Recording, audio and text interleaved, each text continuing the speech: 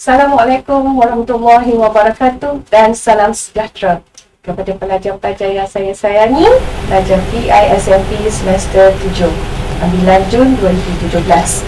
Hari ini sampailah pada slot yang terakhir untuk minggu akademik kedua tahun 2020. Untuk hari ini kita akan berperibahasa. Izinkan saya berperibahasa. Baik, untuk sesi hari ini saya akan berkongsi sedikit tentang the essentialism towards essentialism in learning. Baik, seperti yang kita lihat ya dari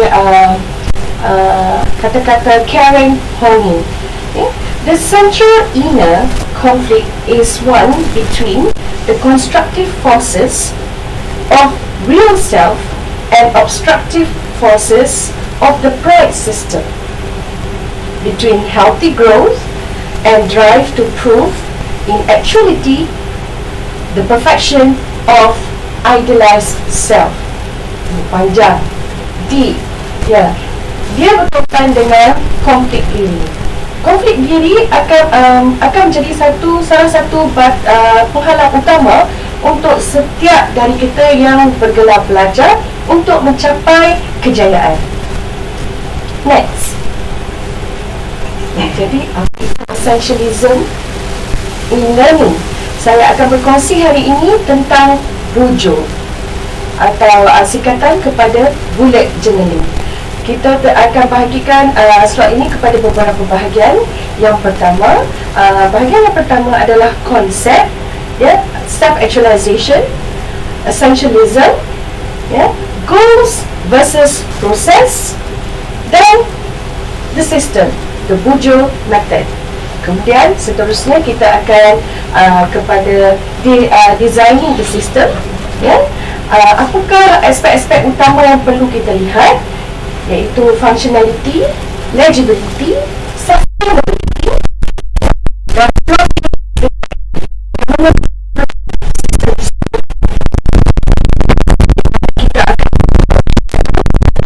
akan task, event, logs, AM, PM reflection, time boxing, self-development, iaitu goals. Dan seterusnya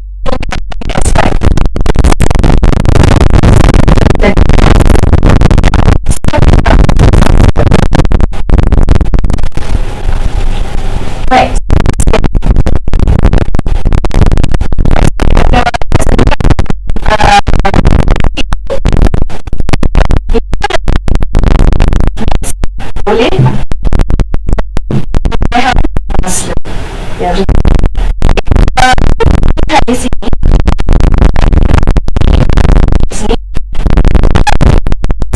di bawah, ya. Apa artinya yang berada di bawah? Physiological, love of belonging, self-actualization, ataupun safety. Cuba.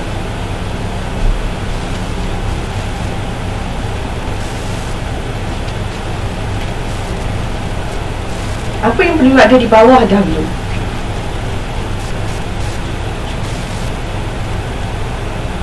Ya, Amin, ada sound masalah ya? Okey, tak apa. Saya akan ulang semula. Okey? Untuk hierarchy of needs ni, kalau kita lihat daripada hierarchy ni, okey, apa yang perlu ada di bawah sekali?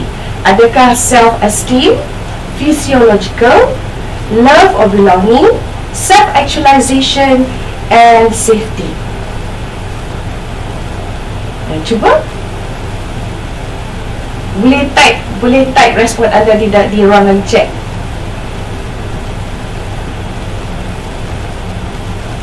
Thank you, Amin.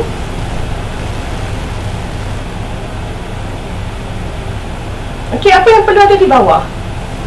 Dah biasa kan tengok dah biasa tengok hierarchy of needs oleh Abraham Maslow.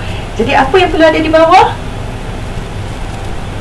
Ya, Nur Naimatul Akila sebut safety. Safety. Lagi?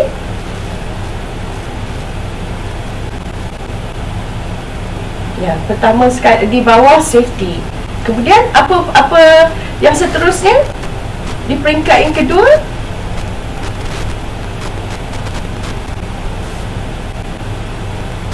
physiological. Dan seterusnya, tahap yang ketiga tu. Selepas physiological, safety,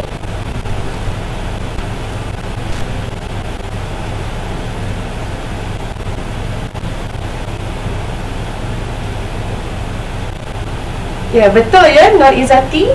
Ya, tahap yang pertama adalah physiological. Ya, yang ketiga adalah love. Ya, selepas love,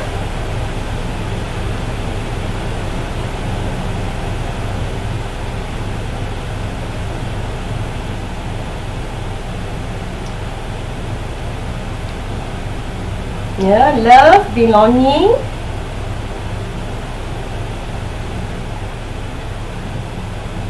Ya, selepas belonging,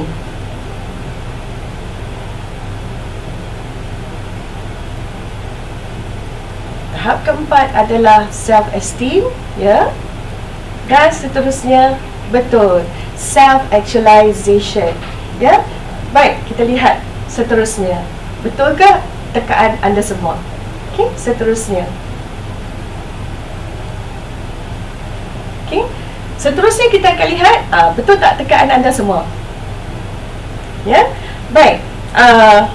Ya, pertama sekali physiological. Sebab itu walaupun dia di peringkat di bawah, kalau kita lihat di peringkat bawah physiological, tapi peringkat yang di bawah sekali lah itu akan mempengaruhi fungsi individu seseorang itu. How do you function daily? Sekiranya lapar, jadi kalau keperluan untuk membuat assignment tu takkan tercapai sebab lapar. Kena isi dulu perut baru boleh buat assignment. Ya, baik. Begitu juga, jadi mula-mula physiological, kemudian safety, lepas tu love and belonging, esteem dan self-actualization. Sebenarnya hierarchy of needs oleh Maslow ini, okey, adalah telah dibaiki oleh setelah dia meninggal dunia. Jadi saya pasti pelajar-pelajar sekalian dah maklum ya tentang hierarchy of needs ini. Tapi hari ini saya akan fokus kepada self-actualization. Okey? Baik, next. Bila kita lihat hierarchy of needs, ya, di bawah sekali seperti physiological, kemudian safety dan love, ya, dan seterusnya esteem. Okey, kita akan lihat dia terbagi kepada dua kategori, iaitu deficiency needs. Ya, kita boleh lihat di slide berkenaan tentang deficiency needs. Ya. Baik, untuk deficiency needs atau kita sebutkan D needs itu adalah tentang pertama physiological, iaitu need for basic survival. Sebab tu kalau perut lapar, cukup tidur, jadi sekiranya keperluan-keperluan asas, iaitu keperluan di dasar hierarchy of needs ini tidak dipenuhi, disebabkan itulah pelajar tidak boleh berfungsi dengan baik sebagai seorang pelajar. Ya? Dan kemudian kita tengok safety. Sekiranya masuk dalam kelas tu ada sebaku ular, pastinya pelajar tak boleh concentrate, fokus kerana dia rasa keselamatan dirinya terancam. Ya? Dan seterusnya dalam D needs atau deficiency of needs, ya, kita lihat physiological, safety, love. Sebab itu kalau kita lihat pelajar bila sampai ke peringkat dia mula bersosial, dia berasa itu satu keperluan untuk dirinya diterima oleh rakan-rakan. Dia akan sanggup buat apa saja untuk diterima oleh rakan-rakan. That is satu keperluan. Itu adalah satu keperluan untuk menerima, untuk disayangi, untuk diterima oleh satu kumpulan sosial. Ya? Dan seterusnya pada akhir peringkat D needs atau deficiency of needs. Ya. Next, ya, kalau kita lihat adalah self-esteem. Okay, self-esteem adalah the need to feel appreciated, validated. Ya, jadi bila anda mula selepas rasa diterima oleh rakan-rakan, diterima oleh peringkat-peringkat di kumpulan-kumpulan sosial yang anda terlibat, mula rasa keperluan untuk being validated, being appreciated. Jadi contohnya, saya rasa pelajar-pelajar sekalian dapat membuat satu connection, ya. You could relate to this, ya, especially kalau setengah contohnya macam tiba-tiba rasa macam tak perlu berada di dalam grup sesuatu WhatsApp tersebut, kerana bila kita komen apa je, orang lain diam. Jadi kita rasa macam not appreciated, not validated. Itu satu keperluan. Disebabkan itulah kita rasa jauh diri. Disebabkan itu Maslow meletakkan self-esteem itu di peringkat deficiency of needs. Ya, next. Ya, selepas deficiency of needs, ya, seperti yang kita lihat di sini adalah physiological, safety, love dan esteem. Okay, next kita akan lihat kepada kategori growth needs, keperluan untuk pembangunan diri. Ya. Baik, untuk keperluan pembangunan diri, ya, growth needs, kita lihat dia terbahagi kepada beberapa tahap, iaitu kognitif, ya, kognitif, iaitu the need for knowledge, keperluan untuk memperolehi pengetahuan, ya, dan estetik, keperluan untuk menghayati keindahan. Sebab tu kita lihat pelajar-pelajar mula ada rasa keinginan untuk belajar, ada rasa keinginan untuk menghayati keindahan alam ataupun nikmatnya bermain game. Itu semua nilai-nilai estetik, ya. Kemudian self-actualization, ya, self-actualization. Jadi daripada dalam self-actualization ini ataupun aktualisasi diri, ya, adalah keperluan untuk mencari siapa saya, ya, who am I, the need to seek one's true passion, potential and purpose of life. Why am I here, ya, dan seterusnya. Ini yang tahap yang paling tinggi, ya. Bila kesemua keperluan dipenuhi, maka manusia itu akan timbul rasa satu keperluan, iaitu self-transcendence, ya, di mana the need, ia merujuk kepada the need to further a cause beyond the self and to experience a communion beyond the boundaries of the self through peak experiences. Jadi dia mula tidak lihat tentang keperluan dirinya sebagai memenuhi keperluan diri, tetapi melihat keperluan dirinya untuk memenuhi keperluan orang lain. Di situ kita capai tahap yang paling atas di dalam hierarchy of needs Abraham Maslow.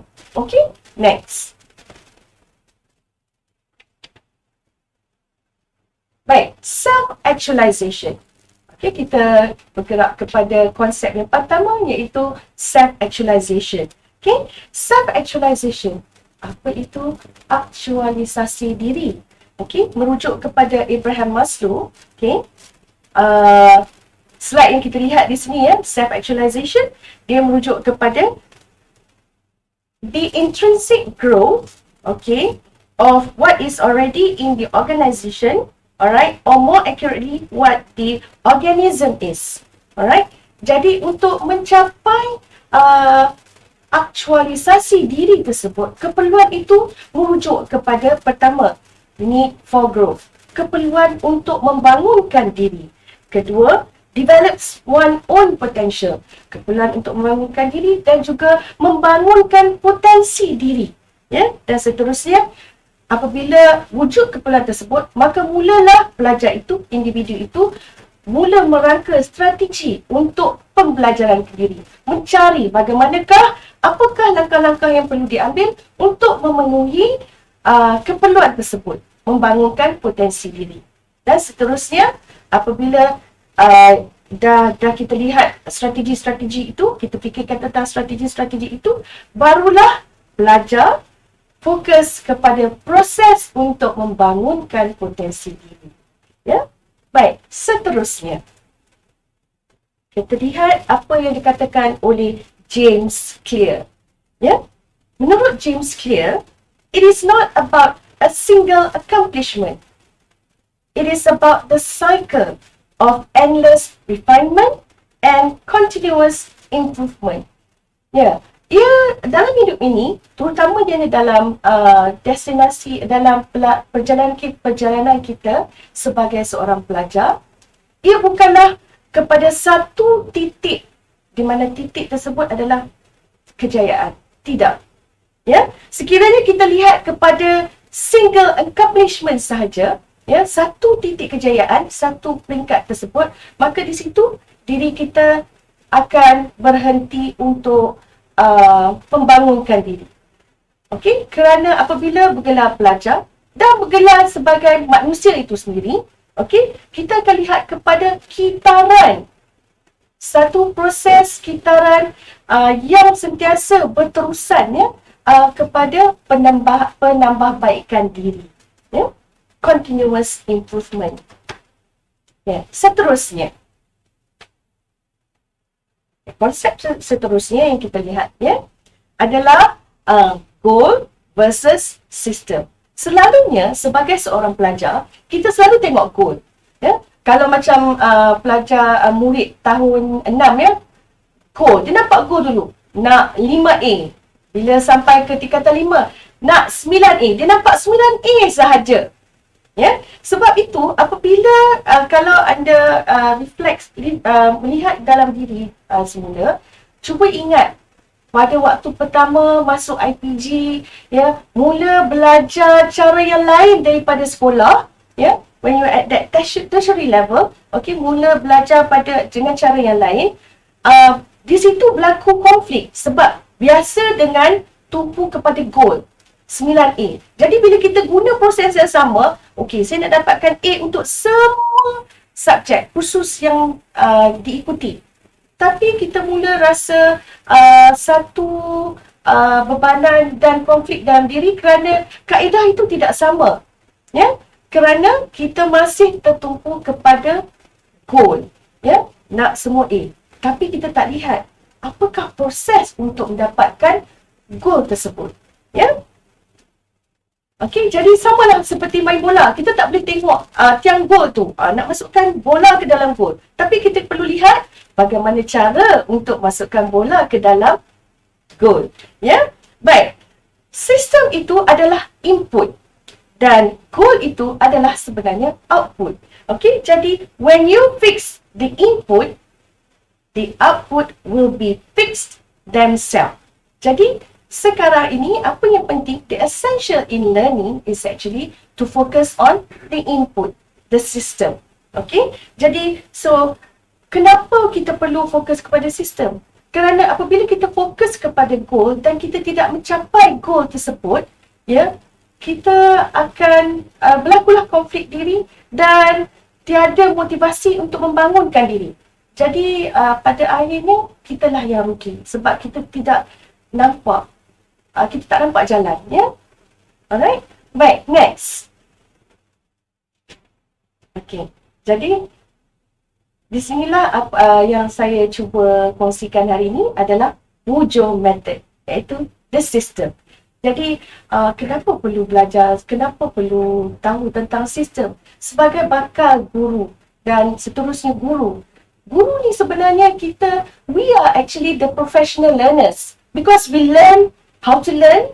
Okay, kita belajar bagaimana cara untuk belajar, mengajar pelajar untuk belajar. Ya, jadi untuk mengajar pelajar untuk belajar, okay, kita perlu tahu cara yang terbaik yang boleh yang sesuai dengan pelajar. So, untuk tahu caranya, guru itu perlulah menjadi seorang professional learner. Okay, baik, sistem, the Bujo method. Jadi kalau kita lihat sistem di sini, iaitu dia terbahagi kepada 3, ya, task list, journal dan planner.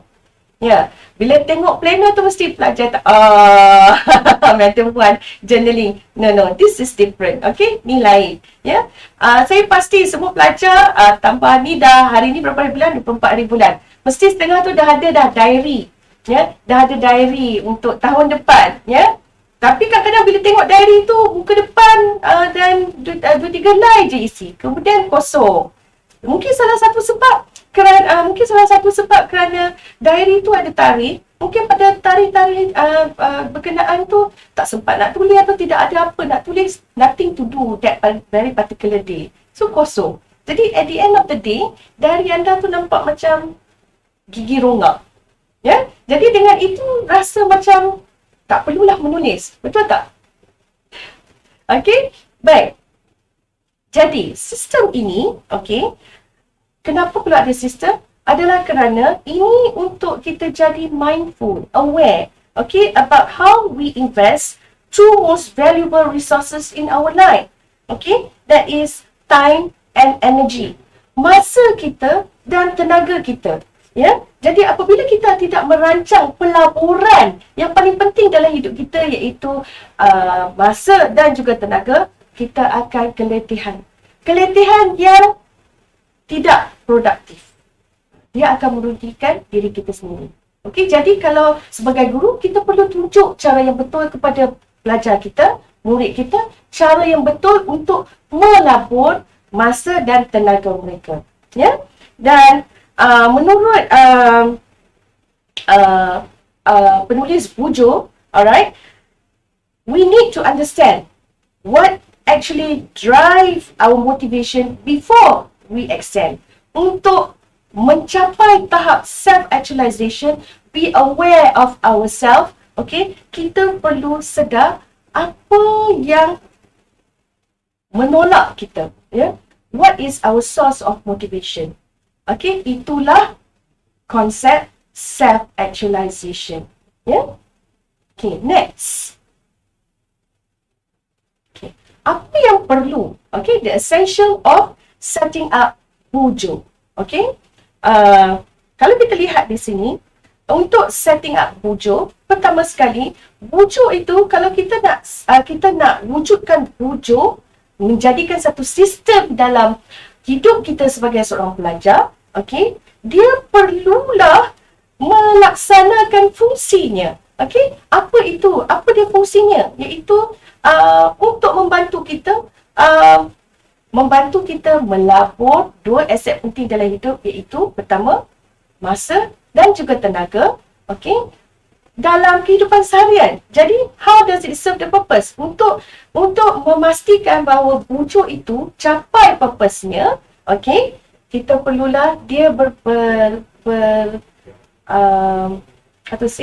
it starts with your reflection. Jadi guru dan refleksi berpisah tiada. Perlu ada refleksi. Sebab hanya refleksi saja akan membantu. Ya? Baik. Di sini kita lihat paparan di sini, ya. Kita tengok. Kita lihat, ya. A nursery of intentionality, it grants us the protected mental environment. We need to reclaim so much needed perspective and begin to ask why. Ya. Kalau selama ni ada diary beli, kadang-kadang diary sekarang ni mahal, ya. Tak guna. Diary tu sepatutnya membantu kita. Tetapi at the end of the day, it's like you put at the side, tak membantu. Jadi kita perlu lihat balik. Ni dah akhir tahun ni, lihat balik. Ya, anda labur dari segi wang, ya, beli diary, beli planner. Tapi kenapa planner ni tak melaksanakan tugasnya sebagai pembantu anda menjalani kehidupan? Ya, jadi you have to ask why. Alright? Dan dengan persoalan why tersebut, barulah kita lihat dia akan cultivate the habit of checking in with ourselves. Kena selalu check in. Atau apa yang Prof. Muhaya selalu sebut, ya, audit diri. Kita sentiasa perlu audit diri, ya. To examine our progress, our responsibility, our circumstances, and our state of mind. Ya, dalam kehidupan seharian ini, ya, terutamanya saya lihat, saya perhatikan sewaktu PKP, PKPB, apatah lagi banyak aktiviti yang terpaksa dilaksanakan secara dalam talian, saya rasa pace hidup saya terlalu laju. Selaju jari saja saya yang menaik. Okay? When it is too fast, kita akan mudah penat. Jadi, apabila mudah penat, maka produktiviti kita akan menurun. So, apabila sampai ke peringkat itu, sebenarnya life is very simple. Badan anda itu sebenarnya dia memberi satu signal kepada anda. Bukan dari segi physiological, tetapi juga dari segi rohani juga. Apabila badan anda letih, signal for you to pause. Pause, set back, take a step back and reflect. Why? Jadi, disebabkan itu, kita perlu sedar bahawa pentingnya untuk kita pause, take 5, dan reflect. Kenapa apa yang kita buat ini tidak menjadi? Apa yang disebabkan, apakah aspek-aspek yang menyebabkan tak menjadi? Jadi untuk kita set up sistem, wujud atau sistem apa sekalipun yang sesuai untuk diri anda sebagai pelajar, kita perlu lihat kepada 3 aspek penting, iaitu pertama, functionality. Kalau ada sistem pun tapi dia tak berfunction, sepatutnya sistem tu fungsinya should serve you at least for that 1 year ataupun 1 semester. Okay? Functionality. Kalau dia tak boleh berfungsi sebagai pembantu anda, jadi itu satu sistem yang tidak elok lah. Jadi kena revise balik. Okay? Selain daripada itu, selain daripada functionality, dia legibility. Perlulah boleh baca. Kan, kalau ada sistem je tapi tak boleh baca pun tak berguna. Dan seterusnya, aspek yang paling penting, sustainability. Dia perlulah sentiasa berpanjangan lah, satu amalan yang berpanjangan. Kerana apabila kita penuhi ketiga-tiga aspek ini, maka percayalah sistem anda itu akan membawa anda, menjurus anda kepada goal. Tiang goal yang anda aim tadi. Baik, seterusnya. Dan kita sampai ke peringkat yang terakhir dari segi konsep, iaitu the practice. Okey. Nak melaksana tu, memang kadang-kadang kita rasa macam, okey, kita akan buat ni. Tapi nak melaksana tu, itu adalah salah satu cabaran yang paling besar, dalam kehidupan seharian. Nak melaksanakan sistem yang kita plan, okey, yang melibatkan strategi-strategi yang kita fikirkan dapat membawa kita kepada kejayaan tersebut. Okey, jadi untuk melaksanakan sistem yang kita plan ini, wujud, okey, dia perlulah pertama, honoring the experiences. Maksudnya di sini, kita perlu mengambil berat tentang pengalaman yang kita perolehi. Sebab itu pentingnya refleksi kerana pengalaman itu. Okay, like we say, experiences is different from textbooks. Experiences are the teacher who teaches you without the textbooks. Okay, so experience itu penting. Jadi untuk menghayati pengalaman tersebut, maka kita perlulah menulis. That is why timbulnya pause. Bila penat, pause. Duduk, tulis. Kenapa ini berlaku? Sekiranya saya tidak dapat menghantar tugasan dengan baik, kenapa ini berlaku? Kita perlu reflect. Tapi untuk membuat refleksi pun, dia ada sistem dia juga. Kalau tidak macam, nantilah tulis. Jadi, expect yang kita nak capture that particular moment, terlepas. Kita terlepas pandang. Apa dia pengajaran di sebalik experience, pengalaman tersebut. Jadi rugilah. Disebabkan itu, kalau ada perasan lah kan, kadang-kadang rasa macam kita ulang mistik yang sama. Kita ulang kesalahan yang sama. Kenapa? Sebabnya kita terlupa bahawa ini sebenarnya tak boleh pakai. Ya, tapi disebabkan kita lupa, when you don't write, you forget. Jadi bila kita lupa, kita akan ulang kesalahan yang sama. Samalah dalam apa jua keadaan. Contohnya kalau pertama sekali anda mula belajar masak nasi biryani, guna beras basmati. Jadi ada setengah beras tu, dia punya konsep ukuran air dia lain. Tak semestinya semua ikut jari kan. Jadi kalau satu hari anda terbeli beras basmati tapi yang parboil, anda masak, tengok-tengok, dah lembek.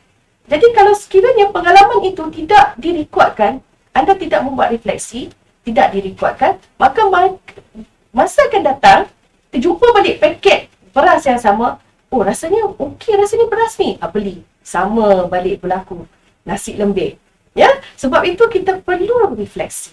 Ya, untuk capture that moment, untuk capture pengajaran for that particular experience. Okay? Baik.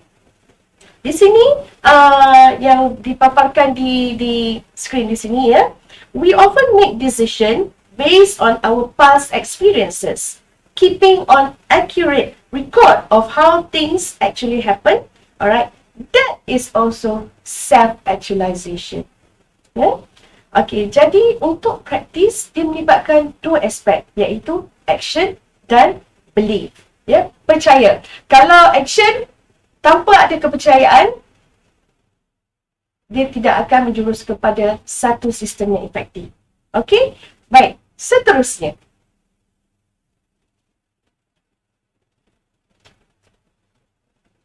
Okey, saya akhiri segmen yang pertama ini dengan quotation from Greg McCone.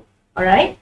Menurut Greg, making the best possible investment of our time and energy in order to operate our highest point of contribution by doing only the essential. Okey, bagaimana kita nak melaksanakan only the essential? Menerusi, backtrack, refleksi. What works, what don't. Okey, sebab itu kita kena sentiasa audit diri. How do we audit ourselves? Menerusi sistem yang kita ada. Sekiranya ada planner, okey, mungkin kita bukan perlukan planner saja. Kita perlukan dari aspek listing, what to do. Dan kita perlu strategize balik. Maksudnya lihat balik list, strategi yang kita gunakan. Adakah, does it work? If it is not working, scratch. Apa yang tercatat dalam black and white, apa yang tertulis dari minda ke tinta, anda akan ingat, cara ni tak boleh. Jadi, kita tidak akan mengulang kesalahan semula dan dengan itu, kita akan berupaya belajar dengan lebih baik dan seterusnya menggunakan sistem yang sama untuk mencapai potensi diri anda yang sebenarnya. Okey? Baik. Next. Ini adalah bahan-bahan rujukan saya dan which is very very interesting ya. Ketiga bahan rujukan ini iaitu Atomic Habits by James Clear, Bullet Journaling Method by Ryder Carroll. Okay, Ryder Carroll ni you can get it also in PDF form. Okay, PDF form dan dia menerangkan satu persatu, step by step, how you can actually create a system for yourself. Okay, dan seterusnya oleh Greg McCone. Alright, Essentialism. Okay, kita akan ke segmen seterusnya, tapi sebelum itu, marilah kita lihat video ini. Hello everyone. Today I am sharing a new student bullet journal video. This one is definitely geared towards studying because I am approaching final season. I'm actually approaching my final season because it's my 4th year of university. I am graduating. We're all very excited about it, we being me.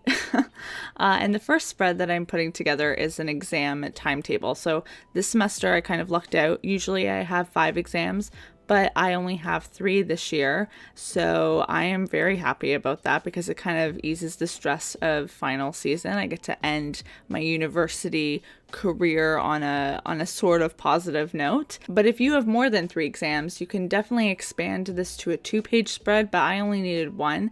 Essentially how this spread works is each exam gets its own column, and in the box is where I write the course code, the date of the exam. Below it I write down all of the grades that I've received back up until the point of the exam, so I have a good idea of where I stand for each course.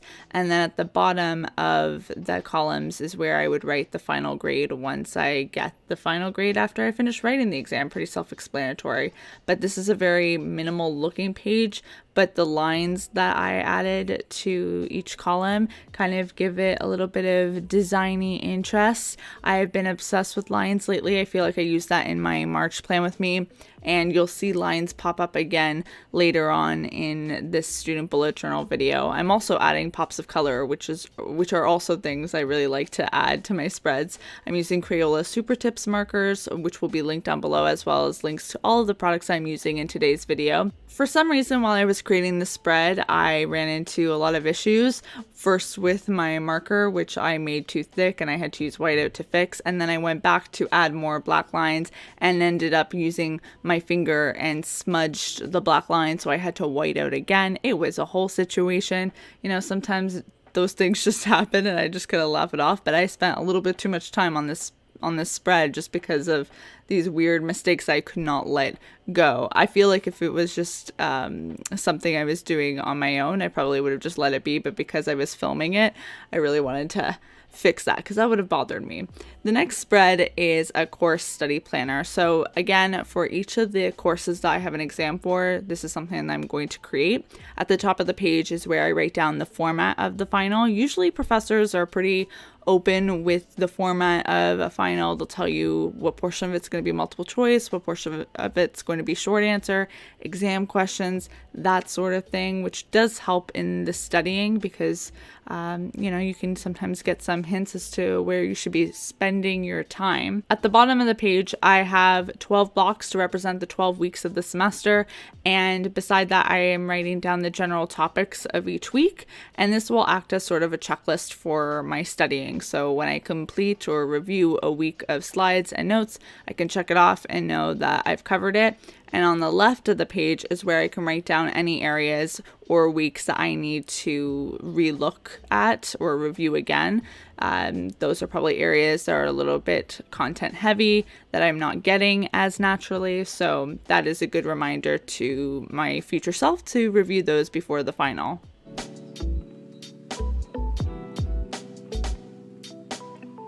And we are moving on to my study log. I honestly could have made this 1 page, but I went wild, made it 2. Things are getting crazy here at Caitlin's Corner. And how I put this together is for each of the courses that I have an exam for, I have 3 courses, I created a 12 by 12 square. And within each square are essentially like 3 mini columns where on the left side, I write down the date that I am studying or that I have studied. And on the right beside that date, I write down the hours or the amount of time that I spent studying for that course on that date. Hopefully it'll become a little bit clearer once you see me label each of the columns. But it is quite simple once you see that work out. I also have a section for each course to write down the total hours spent studying. And then on the bottom right page, I wrote down just some study necessities such as study juice, which is aka coffee, or study snacks, you know, things that just make studying a little bit more pleasant or as pleasant as it can be.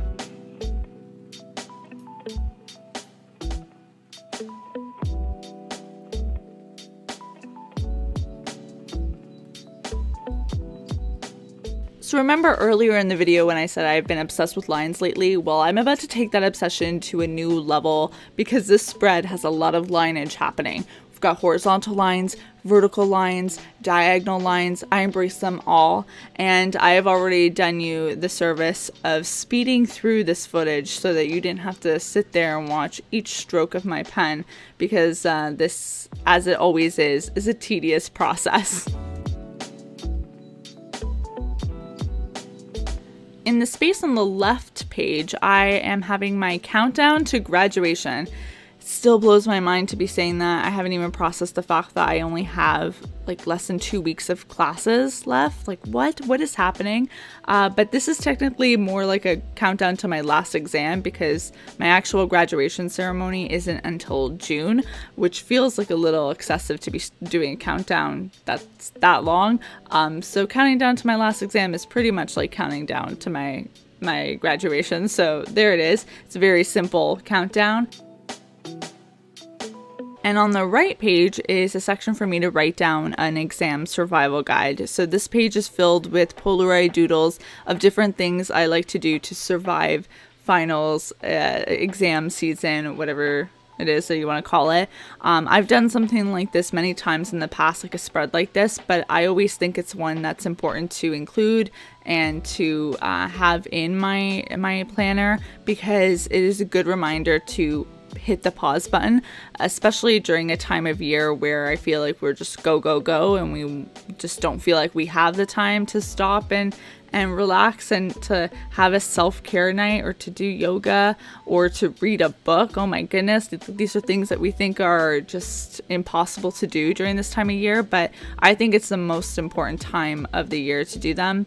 You know, when you are stressed or feeling anxious, it's easy to let that snowball. And I know for me personally, if I don't take that time to just do that, just to hit the pause button, then things get a lot more unbearable and harder to deal with. So please, if you're a student and you're stressed, take time for you. It will benefit you in the long run, and it will help your studies because you're going to be in a better mental state. And I'm wrapping it up how I almost always do, with a weekly spread. This one is a notebook paper inspired spread. This is a little bit more of a creative spread. It's still very usable, but this is definitely something that you would do if you have a little bit more time on your hands. If you want some ideas for weekly spreads that are really quick and easy to do, I have a bullet journaling under 10 minutes for student video that you should definitely go check out, because there's some great spreads there for you. Each day of the week gets its own sheet of notebook paper, except Saturday and Sunday. They're buddies. They're sharing real estate because I didn't have the space to add a 7th sheet of paper. On the left side of the page, I added a little text graphic that I found on Google that rearranges the words finals week into Netflix, which I thought was really funny, because there's no time in my life where I want to watch Netflix more than during finals or midterms. I wish I would have taken a little bit more time with planning out how it would look though, because it didn't come out as clean or as nice as it could have been, but you know, it is what it is. And unlike how I usually do these weekly spreads, I actually decided to fill this one out for my first week of finals,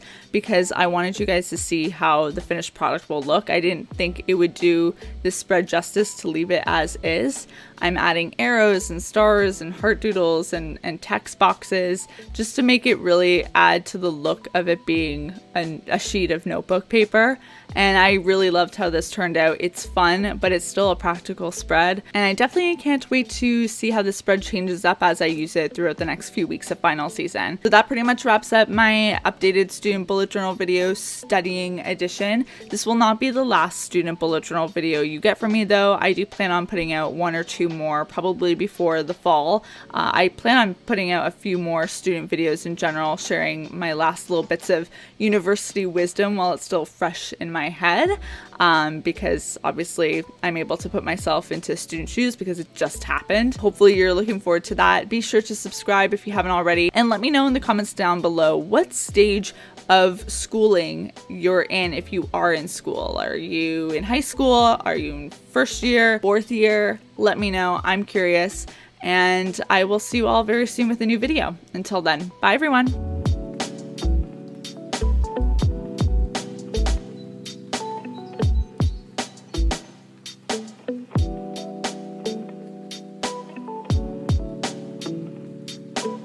Sedikit sebanyak tentang pengalaman saya tentang sistem yang saya adakan untuk pelaburan masa dan tenaga. Pada mulanya saya hanya melibatkan refleksi. Di mana saya letakkan semua sort of like a weekly planner, tentang apa yang perlu saya laksanakan minggu tersebut, dan refleksi untuk minggu tersebut. Ya, jadi saya mula menulis mengikut minggu dahulu. Jadi there's no weekly so-called spread, dia tak secara vertikal tapi lebih kepada horizontal. Ya. Jadi saya mula dengan cara ini dulu, sistem. Mula sekali yang saya laksanakan, saya guna sistem ini dahulu. Tetapi apabila saya melihat cara yang saya laksanakan ini, saya tak nampak perjalanan minggu itu, saya tak lihat secara terang. Jadi remember, dari aspek sistem yang efektif, kita perlu ada legibility, functionality dan sustainability. Tetapi apabila saya lihat di sini, dia tak berapa berfungsi dari segi peredaran atau tugas-tugas saya di dalam seminggu. Saya tidak nampak dengan jelas. Maka dengan itu saya mula cuba kaedah yang lain, iaitu not bujo method, but this is what we call jibun. Jibun. Jibun. Untuk jibun, saya lihat, saya mudah lihat, untuk seminggu ni apa yang perlu saya buat. Selain daripada itu, saya letakkan di sini apa yang perlu. Okey, seperti kalau saya pasti ada semua pernah dengar kataan frasa ini, success criteria. Jadi success criteria saya tentang projek-projek tertentu itu saya letakkan di sini. Jadi apa yang saya dah laksanakan, saya akan cross out. Jadi itu merupakan, apabila kita cross out, kita rasa satu accomplishment, satu pencapaian. I have reached to another level. I have managed to do this. Okay? Jadi ini salah satu boost untuk memotivasikan diri kita untuk keep on going. Walaupun terlalu banyak task dalam seminggu tu, tapi it is manageable. Jadi bagi saya, ini tahun kedua saya guna Jipun. Dia banyak membantu saya dari segi plot, strategize apa yang perlu saya buat supaya objektif saya terhadap sesuatu perkara itu dicapai. Ya? Dan kalau saya juga letak di ruangan di bawah ini questions to ponder. Di sini saya terjumpa ada satu quote daripada Aida, kalau tak salah saya, ya, Aida Azli. Alright, she said, "Are we stealing from ourselves?" Saya terfikir, mungkin are we stealing from ourselves?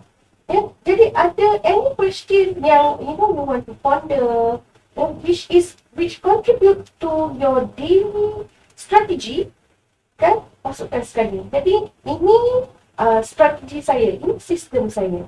Dan apabila saya melaksanakan sistem planning sebegini, untuk mencapai objektif projek saya atau pembelajaran saya, saya pun banyak, saya perlu tulis buku, saya perlu tulis artikel, selain daripada kelas-kelas yang saya perlu mengajar. Jadi saya lihat, saya rasa macam saya ada kekurangan. Contohnya seperti apabila saya perlu pergi ke mesyuarat, saya perlu catat. Of course, ada orang untuk catat key point yang penting dalam mesyuarat. Maka dengan itu, saya wujudkan booking nota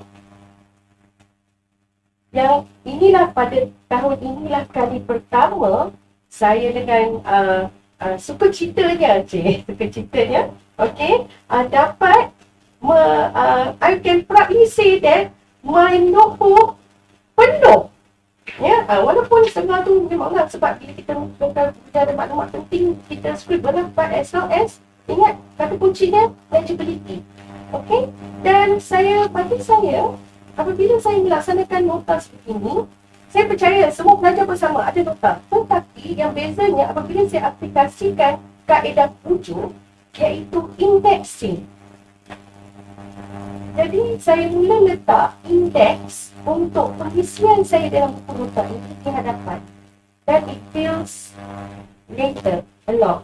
Jadi pada mulanya nombor 1 dulu. Okay. Jadi daripada situ saya letak nombor dulu, ni dah kena air.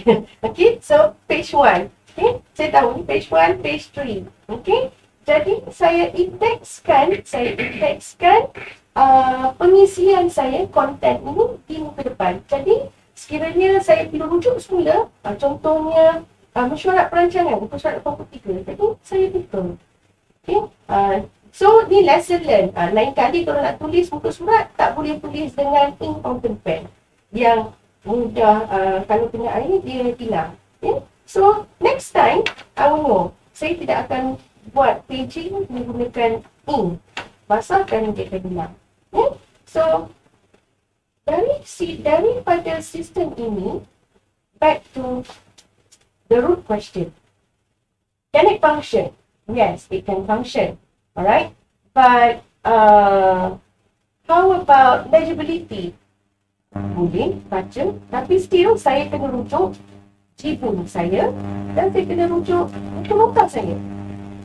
Jadi banyak buku, kan? Jadi dari situ saya rasa ada satu lagi yang kurang. Kerana at the end of the day, saya perhatikan saya tidak dapat keep track jumlah masa yang betul bagaimana saya luangkan masa saya untuk menyiapkan tesis saya. Aspek yang paling penting dalam pembelajaran. Jadi dari situ saya mula tracking atau yang kita panggil habit tracker. Okay, habit tracker. Jadi anda boleh dapatkan habit tracker ni banyak. Online pun ada. Macam ini saya guna chalk. Okay, jadi saya chalk ikut jam. Okay, saya track apa yang saya telah plan dalam planner saya. Okay, apa yang saya plan dalam planner saya. Okay, dan bagaimana saya execute dalam seharian. Jadi saya label, contohnya warna biru untuk warna hitam untuk work related, warna biru untuk non-work related. Mungkin saya keluar beli barang, okay, outing. Jadi research saya tak buat. Untuk hari ini saya realize, saya tak sempat buat research saya. Okay? So this is a good way of tracking. Bila kita track aktiviti kita seharian, kita dapat lihat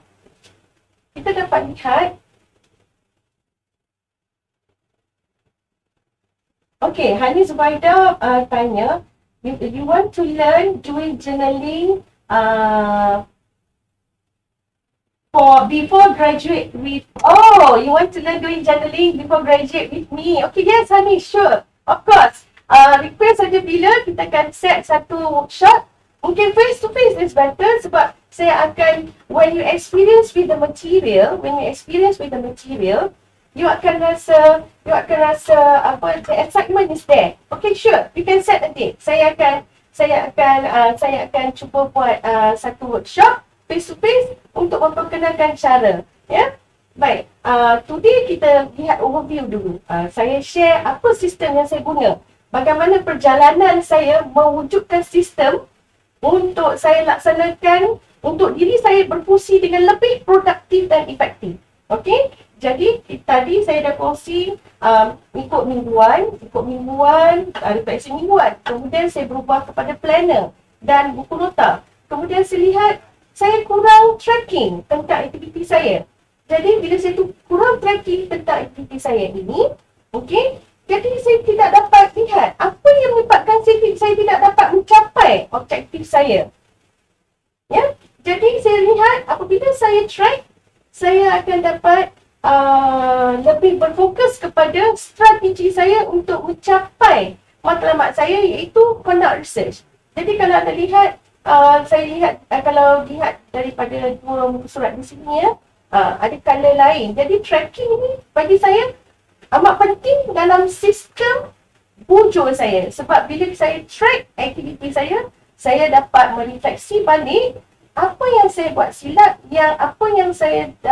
how do I invest my time and energy that, more effectively so that I can achieve my objective. Ya? Jadi, dari pengalaman saya, dari berbagai buku, nampak macam banyak bukunya, kan? Jadi, apa yang saya buat tahun depan, saya fikir ada baiknya saya kumpulkan semua seperti saya mention dalam penyampaian saya tadi, compiling the collection. So, it becomes a collection. Macam buku ini, collection of my action. Yeah? My action tracking. Tracking all my action. So, ini traveler's buku. Okay? Ya, betul Momo. Saya pernah putus asa melaksanakan sistem ini. Saya tunjuk. Ya. Bukti saya berputus asa. Bukti saya berputus asa. Nampak? Nampak? Kosong kan? Tak sempat. I'm not perfect. Tak sempat. Ada yang rongak macam ni pun ada. Ada yang rongak. Tak sempat. Tetapi disebabkan saya record ya, macam kosong, lepas tu ada yang gigi rongak macam ni, saya terfikir apa yang menyebabkan saya begini. Jadi refleksi itu penting sebab kita sayang kita sayang macam how do we sustain this? This is the issue of sustainability. Macam mana nak sustain supaya tak putus asa, sebab sistem ni penting untuk kita mencapai potensi diri kita yang sebenarnya. Jadi itulah kita bergerak kepada nanti saya tunjuk kita perlukan instrumen untuk tidak berputus asa, the aspect of sustainability. Okay? Baik. Jadi daripada sini saya kumpulkan semua dalam satu buku yang saya lihat senang. Okay? Jadi ada tracking of my activities, ya. Ini traveler's logbook. Dia senang lah. Tapi of course anda tak perlulah buat macam ni. Nak compile buku 35 boleh, inovasi, ya. Okay, jadi macam ini tracking of my action. Kemudian saya ada gratitude. Ya, sebab bagi saya penting untuk saya tulis apa yang saya bersyukur pada hari tersebut. Ini bila kita tulis kan, bila kita tulis our gratitude, kita melatih diri kita untuk terus bersyukur. Saya rasa itu aspek yang paling penting dalam kehidupan. Perlu sentiasa bersyukur. Jadi not only that, saya tulislah reflection. Saya rasa bila saya tulis, when I pour all my thoughts dari minda ke tinta ni, okay, saya akan lebih mengingati diri saya. Okay, itu dari aspek kehidupan dan gratitude.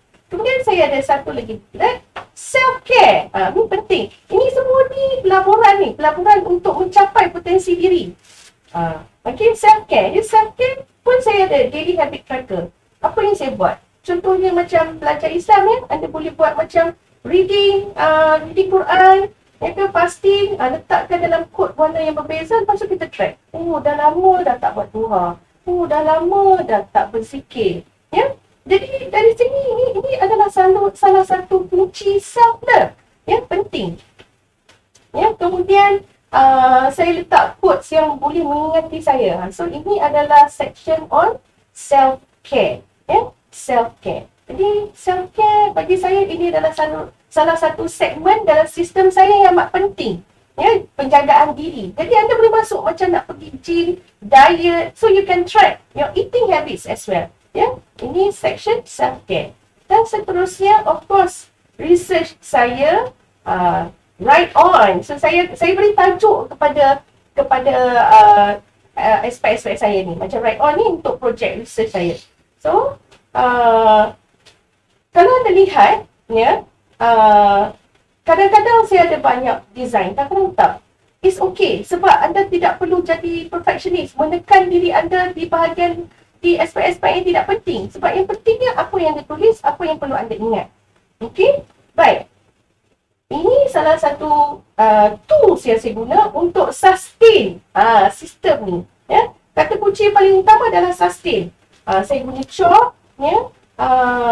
Pen, okay? Dan of course saya tulis index di sini. Ya? Dan anything to do with my research yang saya rasa not working, saya akan tulis. Okay? Dan of course, bagi saya one of the essential tool is sticker. Okay? Jadi pagi ni saya akan memberi demo. Okay, kenapa tulis madam? Zaman digital and madam masih guna sistem analog. Anak saya selalu komplain. Apa mama? Orang dah digital mama, dah lama dah digital. Kenapa masih analog? Saya akan tunjukkan. Ya. Baik. Contohnya, di sini, remember what I said about when you take your life, when your life is at speed, you have to take pause. So, kalau dilihat kan, sebenarnya kita perlu aspek of pause tu. Okay? Jadi, aspek pause bagi saya di sini adalah dari alat-alat kita menulis. Okay, saya ada beberapa alat saya. Pertama, fountain pen yang broad ni. Okey, yang broad ni kerana saya nak tunjuk, saya nak highlightkan mungkin perkara-perkara yang penting atau yang perlu mengambil perhatian saya tu, saya boldkan. Jadi ini adalah salah satu tool saya untuk sustain sistem tu. Sebab bila saya tulis, saya rasa seronok dan it calms me down. It is also a therapy. Okay, so contohnya, I just hope that you can try with me, ya. Tapi tak apalah, nanti cuba cari pen yang broad ni, okey? Dan cuba. Jadi bila kita tulis, anda ingat ya, anda tak berebut nak type tau. Contohnya, saya tulis. Jadi when you write, you see, untuk menulis perkataan selamat, dia ambil 4, 5, 6, 7 kali ganda masa yang lebih lama. Tetapi when you write, calms you down. Okay?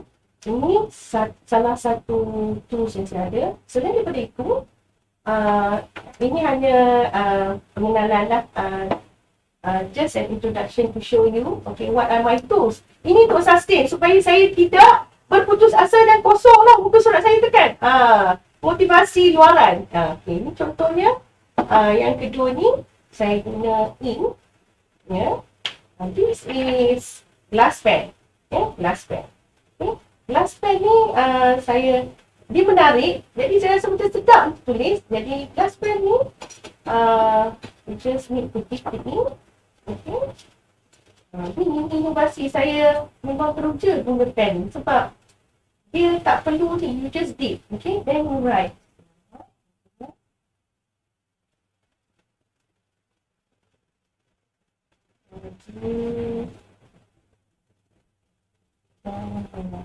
He likes to write. Hubungan kita daripada jari ini, pen dan seterusnya ke kertas, perasaan dia lain.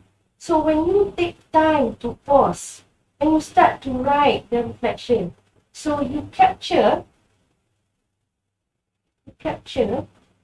your experience.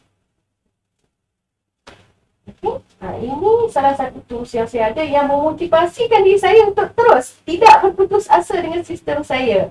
Okay, dan terus kaji, okay, mana sistem saya yang perlu penambahkan. So this is glass pen.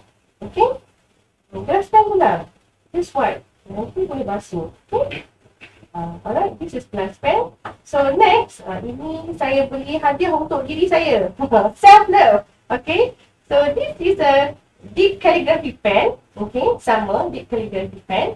So dia ada, sebab saya beli ni sebab dia mudah tukar ni. Okay, so right, sama deep. So ini selalunya kadang-kadang malam, duduk nak tarik nafas, anuai, tak perlu tengok skrin dah. Okay, so just deep and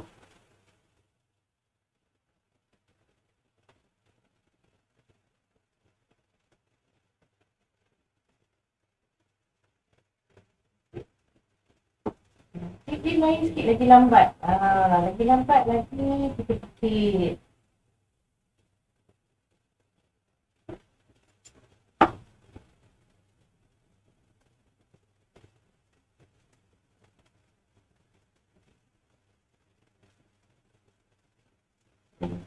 Jadi bila kita tulis colors, berbagai warna, kan? Bukan saja berbagai warna. Okay? Apa yang kita tulis ni, it is from our heart. So it is very special. Dan selain daripada itu, lagi satu rahsia, what keeps me going is actually another tool, okay, that stickers.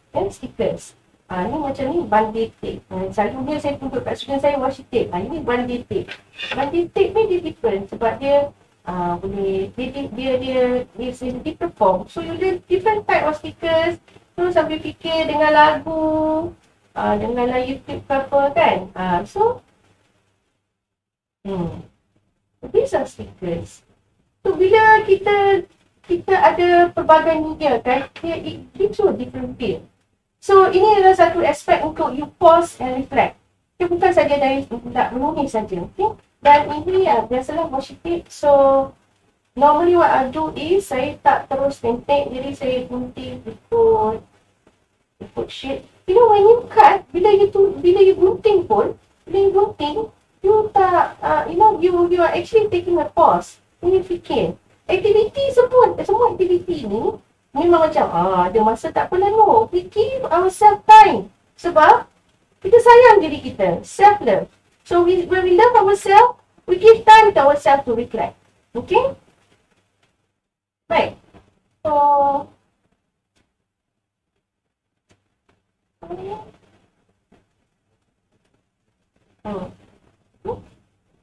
dia different media. Okay?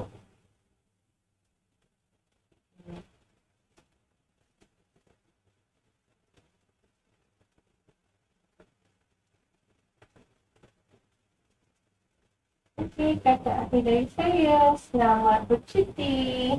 Baik. Okey,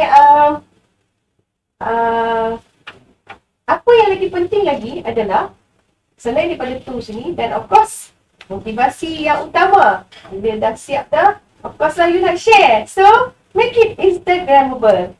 So, ini adalah salah satu aspek yang utama memotivasikan diri saya tentang untuk terus melaksanakan sistem yang saya ada. Okay? So,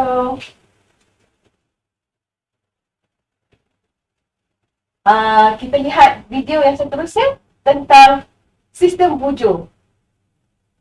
There was an overwhelming number of requests for this video. I'm going to show you today how I bullet journal. So in a video recently, I mentioned that I've been bullet journaling now for the last 9 months, and I said that I loved it. And then the comment section kind of blew up, surprisingly, with people saying that they wanted to see how I do it. So that's what we're gonna do today. I'm going to disclaimer right now, because I mentioned it in that video as well, that my design for it is incredibly minimal. I know there's a lot of YouTubers who create the most beautiful bullet journal spreads, and I envy their artistic abilities. But for me, I think bullet journaling is a bit more about pouring out and organizing my thoughts so I can be as efficient as possible. But as with everything I'm going to say today, do with it what you want. This is just my method. The beautiful thing about bullet journaling is you can customize it however you'd like. Now, I genuinely don't know how I functioned before learning the system, because I was someone who had notes everywhere. On my iCal, the stickies of my computer, on the notes section of my phone, I would jot things down on random scrap pieces of paper. And then it always felt like there was information coming at me from every direction, but at the same time, I couldn't really find anything when I was looking for it. But now with this system, I feel like I've got a little built-in secretary, always reminding me of what I need to do. So that's nice. So the lowdown. Today I'm going to show you the start of my 2020 journal and give you a skeletal structure of how I plan my year, month, week, and so forth. Periodically, I'm also going to show you into the 2019 journal, just for reference, and a brief thank you as well to Audible for partnering with us on today's video, but I'm going to chat more about them at the end. For now, we're going to delve into what you're going to need to get started. So 2 things are essential, of course, which is going to be the bullet journal and a pen or a pencil. I'm going to link everything that we're using in the description box in case you're interested. 2 other things I highly recommend, they're not necessary but very handy, is a whiteout and a ruler. I think one reason people don't even start with bullet journaling is because of perfectionism, and to that I say whiteout is your best friend. And then finally, 2 items you might want to consider, but they're just for fun. That's going to be markers and washi tape. Okay, let's get journaling. I'm starting this journal with a key, kind of like a legend. So to start off, I like to indicate how many boxes there are, both vertically and horizontally, because it sucks when at the start of each month you forget and then you have to count them one by one all over again. So one of my main methods is to split things up into columns of 3. So here I'm also indicating how many boxes are needed in order to split a page up into 3 parts. So now I'm going to go on to show you what some symbols mean. These are not my own. The system comes from Ryder Carroll, who's the creator of the whole bullet journal method. So a dot or a bullet indicates a task. Now, if you put an X over that dot, it's going to indicate that the task has been completed. An arrow to the right means the task is being moved to a following day. And then a dash is when it's something you just need to note, like a birthday or an event. It's not a task in itself. When you cross something out, it means that it's canceled or no longer relevant. And finally, a star or asterisk means that it's something important. You're welcome to create your own system, of course, whatever works for you. Next, we're moving on to creating a year at a glance. For this section, I begin by splitting each page into 3 columns. At the top of each column goes a calendar. I like to put Monday through Sunday written along the top of each of those months from January through to December. This part can definitely get a little bit repetitive with writing days of each month over and over again, but the plus side is you only have to do this once at the start of each year. This section is where I put birthdays, appointments, anniversaries, upcoming events, holidays. Pretty much anytime somebody tells you about something that's happening in the future, put it in here so that you don't forget. Here you can see I'm transferring over the relevant dates from my previous journal to my new one. So this way you can kind of see the first half of the year spread out over the first 2 pages and the second half of the year spread out over the second 2 pages. So that's your year at a glance. Next, we're moving on to the month at a glance.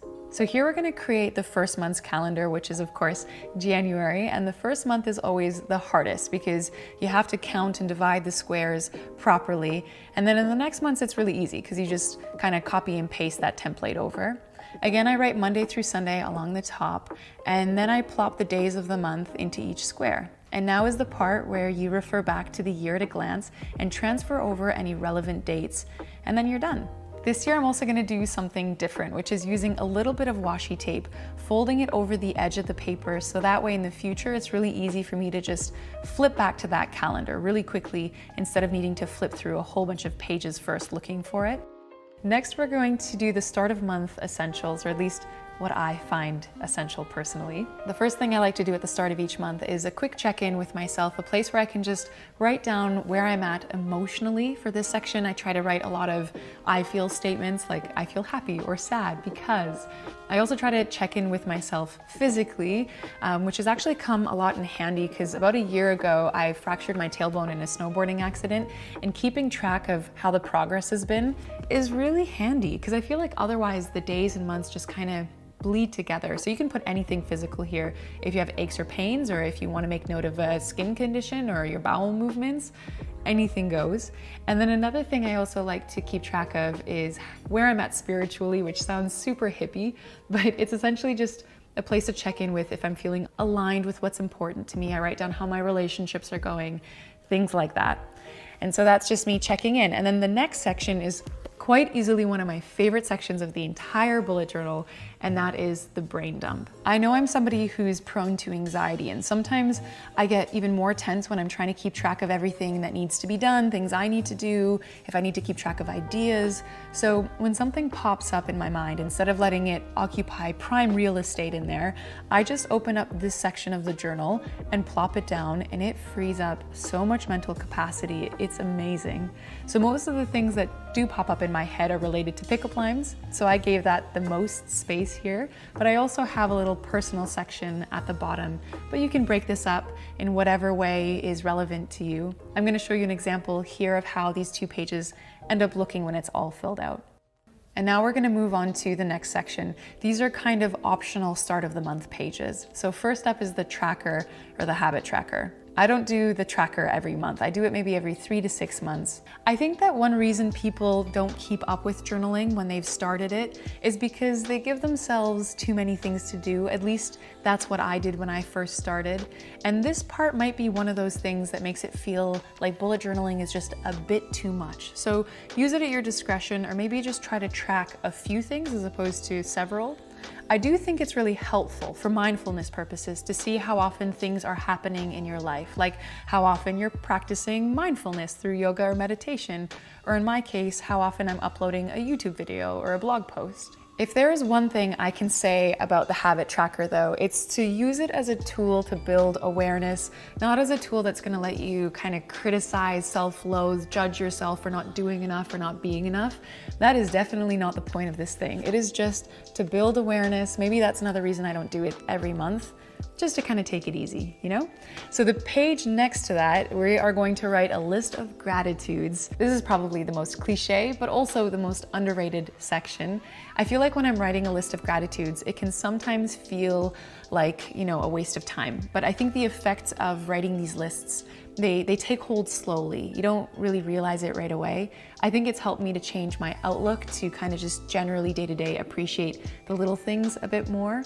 I think we also live in a bit of a toxic complaining culture. I complain pretty often, and I think when I take a moment to write down some gratitudes, it shifts things. It humbles you. It brings you back down to earth. So I try to write down 3 gratitudes a day. I also try to squeeze it all onto one line if I can, so that way I can see a whole month's overview on one page, which is always nice. If you're having a bad day, it's a nice thing to refer to.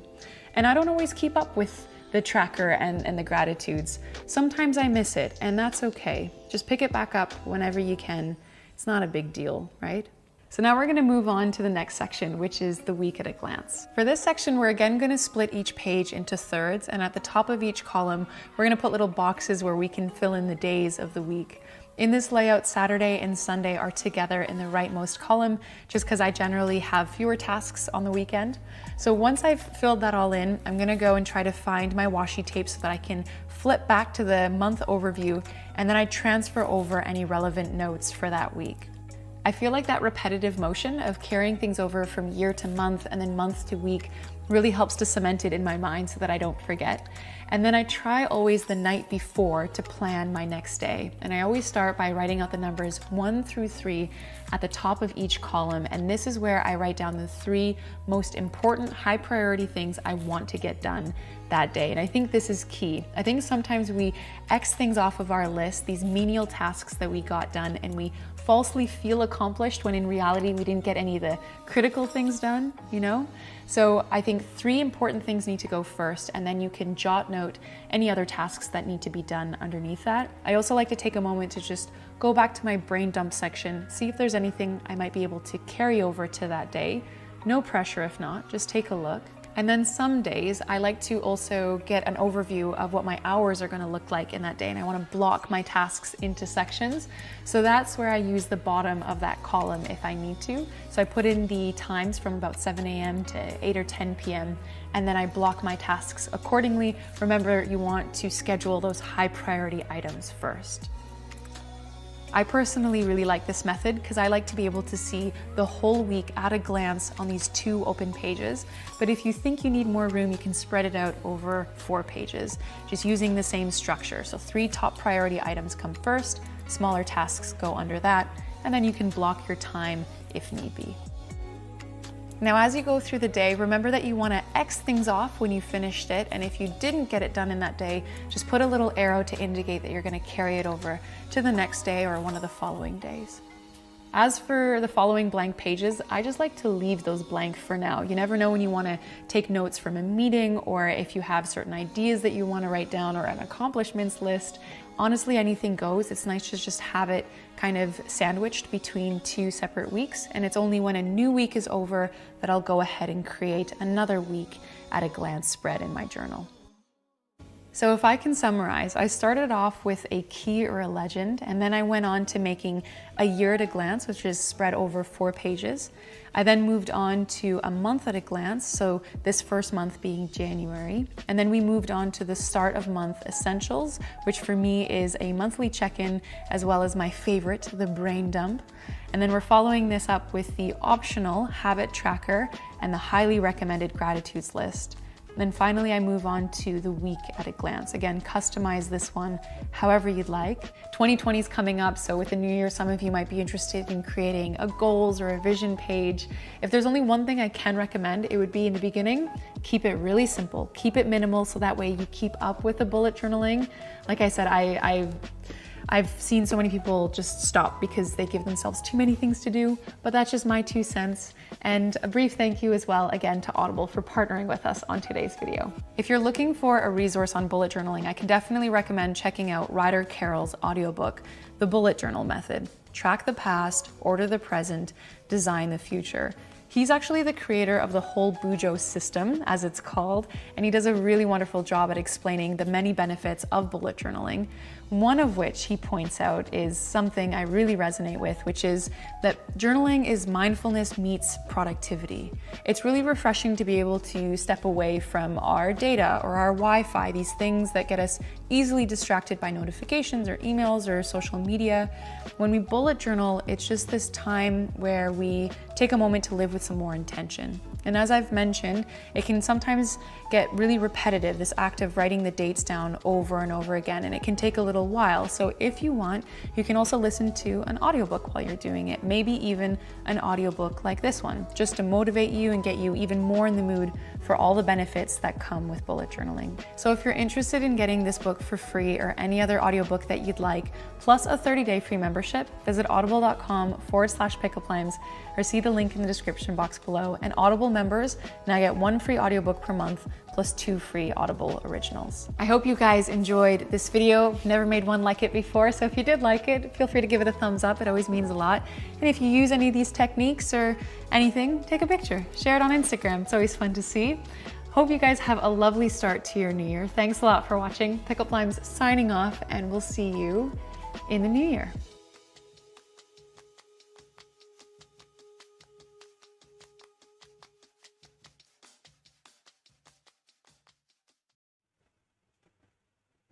Hai, Assalamualaikum.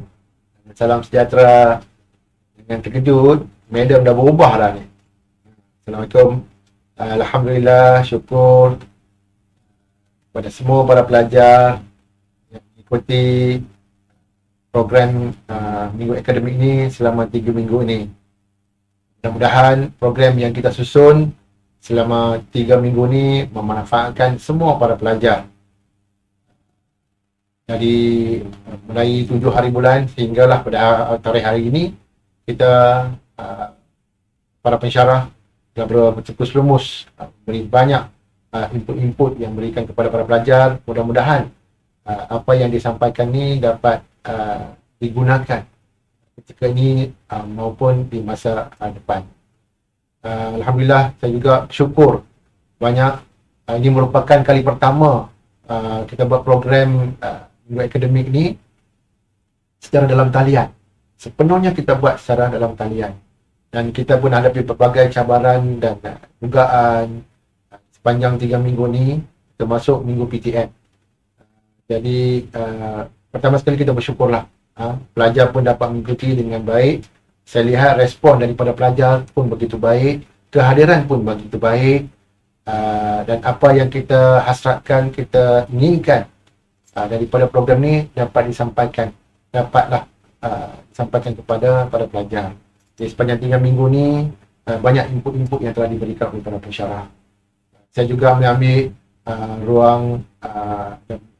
peluang ni mengucapkan ribuan terima kasih pada para pensyarah yang secara sukarelanya telah memberi input-input ataupun tajuk-tajuk yang kita tentukan ataupun mereka tentukan untuk disampaikan kepada para pelajar yang pada anggap pandangan mereka yang amat berguna untuk para pelajar sebagai pendidik di kelak nanti.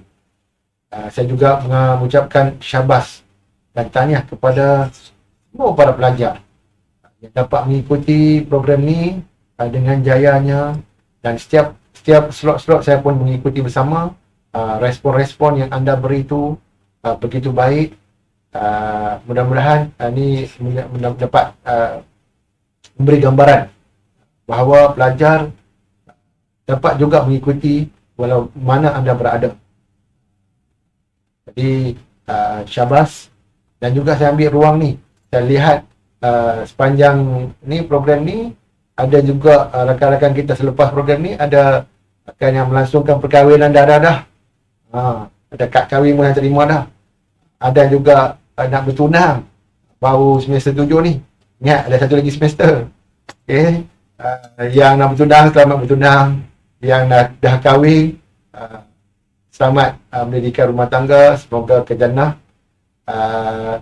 Dan saya juga bagi pihak saya tak terlupa juga pada penyanyi saya ni, Puan Nur Asma.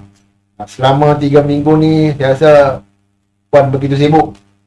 So saya ucapkan syabas dan tahniah pada Puan Nur Asma atas kegigihan beliau lah. Saya rasa dia adalah tulang belakang bagi sepanjang 3 minggu ni. Saya termasuk ke minggu PTM juga. Okay. Pada kemudian saya beritahu sebab saya nak puas dalam kalian. Kita tak tahu bagaimana respon pelajar dan juga kita dengan kelengkapan yang tak begitu canggih. Tapi alhamdulillah, terima kasihlah. Juga kita dah ada studio i4P, sebenarnya belum beroperasi sepenuhnya. Tapi dengan program-program ni kita dapat edarkan dan ucapkan, sebenarnya saya nak ucapkan ribuan terima kasih kepada kru-kru yang ada ni. Pelajar nampak je ke rumah, suara tak dengar. Okay, kru Cik Zabidi, Cik Izaham, tu madam pun ada ke situ. Okay, terima kasih banyak-banyak atas kegigihan anda ni dapat kita realisasikan apa yang kita hendak ni.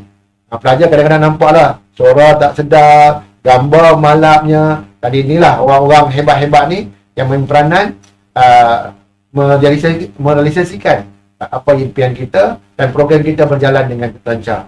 So kita boleh tepukan untuk semua, diri sendiri dan juga kru dan juga para pensyarah dan juga para pelajar yang hebat dapat mengikuti program ni. Dan akhir sekali saya mendoakan semoga pelajar selamat bercuti, selamat berehat, jaga diri, masih lagi COVID lagi, jadi hashtag kita jaga kita. Okey, saya sudahi dengan wabillahi taufiq hidayah. Assalamualaikum warahmatullahi taala wabarakatuh.